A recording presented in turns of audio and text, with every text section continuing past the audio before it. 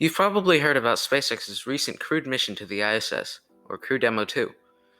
The crew has recently just splashed down in the Gulf of Mexico and completed their mission. This historic event set the record of being the first commercial vessel to carry a crew to the ISS and return safely back home.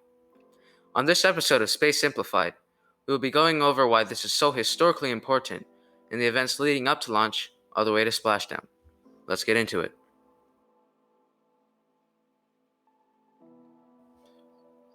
So, why is this so important anyways? Why is everyone freaking out about this?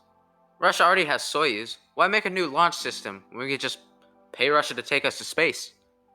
If you don't know, since NASA has retired the space shuttle, they haven't really had a way to send astronauts to the International Space Station. They have been relying on Russia by buying expensive seats for the astronauts and cargo on the Russian Soyuz. Like I said before, these tickets are expensive. These cost roughly $86 million per seat. That's a lot more than SpaceX's price of $55 million. As you probably know, NASA has a very limited budget. Ever since the Apollo era ended, NASA's budget has drastically dropped. They were forced to use money more sparingly. This large drop in price to send astronauts to the ISS will enable NASA to spend more of their budget on other exciting projects to explore the cosmos. SpaceX will also generate funding from customers paying for seats on the Crew Dragon to help with future projects like Starship. Another reason is that SpaceX has demonstrated that it is possible for commercial companies to put people into space. This can open up the doors for the commercial sector to take over and make new innovations. One of the main advantages of these companies is that they don't depend on bureaucracy, unlike government agencies. Projects don't depend on and can't be cut off because the government loses interest and cuts off funding. Just compare NASA, a government agency, to SpaceX, a private company. NASA has been around for 61 years and have sent a few men to the moon, but after the 70s, they lost capability to go to the moon and were restricted to low Earth orbit. Now NASA can't even launch humans to low Earth orbit. Then we have SpaceX on the other hand. They have existed for about 18 years now and already have plans to colonize Mars and the moon in this decade. They wouldn't be able to have those crazy dates with the restrictions of relying on government funding. Now what the video is about, going over everything that happened from suit up to splashdown. At 4 hours and 5 minutes before launch, SpaceX took astronauts Bob Behnken and Doug Hurley into their own hands. This marked the point when they were officially SpaceX's crew.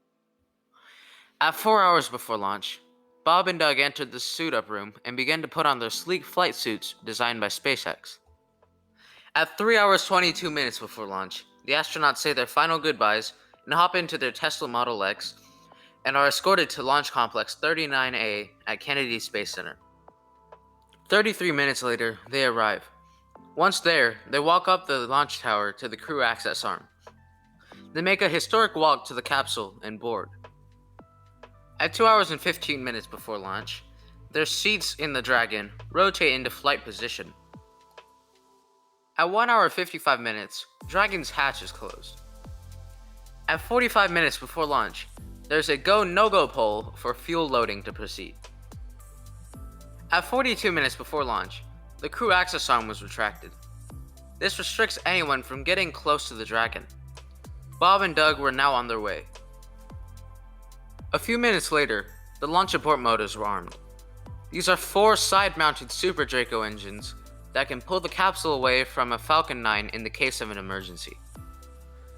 If everything goes well up until that point, at 35 minutes until launch, fuel will start loading into the Falcon 9. This is responsible for the vapors around the rocket. At 5 minutes before launch, Dragon switches to internal power. At 45 seconds before launch marks the last go-no-go call. It is finally time for launch. 3 seconds before launch, all 9 Merlin 1D engines ignite and fire. The clamps held the rocket down as it tried to pull away. Then at T-0 seconds, the clamps release and the rocket was off.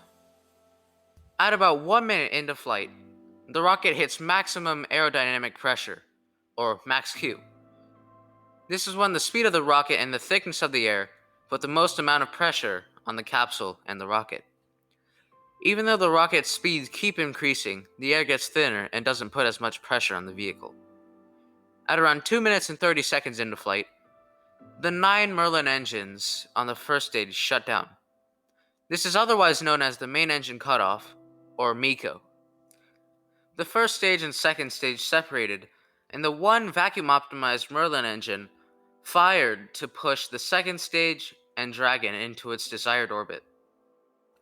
At around the same time, the first stage booster used its cold gas thrusters to flip around and deploy its grid fins to attempt to land back on one of SpaceX's drone ships called Of Course I Still Love You.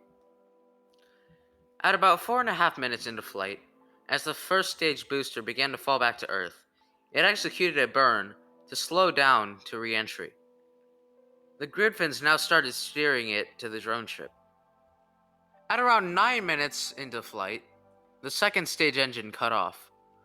It was finally in its desired orbit. At around the same time, the first stage began its landing burn. Once close enough to the drone ship, the massive landing legs deployed. Once all the smoke was cleared, cheering ensued. The booster had landed. About 3 minutes later, the Dragon separated from the second stage. The nose cone opened up, showing the 4 Draco thrusters and the docking port. The Crew Dragon is now in orbit. After some thruster tests, Dragon did 3 burns to get it close enough to the ISS and spread out over about 12 hours. At about 17 hours and 50 minutes into flight, Dragon reaches 400 meters away from the station. At this time, there was a go-no-go for docking. It came closer to the station and through the waypoints until about 20 meters away. There's a short hold, and docking proceeded. At 19 hours and 6 seconds into flight, the Dragon finally docked to the ISS. A few hours later, the hatch was open, and Bob and Doug were officially on the ISS. After living on the ISS for 2 months, it was time to come home. On August 1st, preparations began to bring our 2 astronauts home. Then at 7:35 Eastern Time, the Crew Dragon undocked and did a few small burns to get away from the ISS. Once departed, they got into a lower orbit than the ISS. After this, some burns were made and the crew went to bed. Once they awoke, some course corrections were made and the work continued. At 1:51, the Dragon's trunks separated and the Dragon got ready to deorbit. At 1:56, the 4 Draco engines at the front of the vehicle fired for 11 minutes. Bob and Doug were finally on their way home. At 2:11, the nose cone was shut. A few minutes later, at 2:32, the Crew Dragon flipped to its correct position to re-enter. It proceeded to enter the atmosphere at 17,500 miles per hour. Its heat shield protected from the deadly plasma. At 2:45, the drogue chutes deployed, slowing the capsule down and stabilizing it. Then at 2:45, the main chutes deployed, slowing the craft down to a viable splashdown speed. Then finally, at 2:48, the Dragon splashed down. Bob and Doug were finally back on Earth after 2 months in space.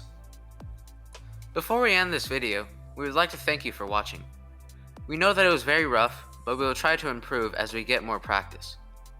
We would love to hear your feedback in the comments. Well, this is going to wrap up this episode of Space Simplified. See you next time, and stay spacey.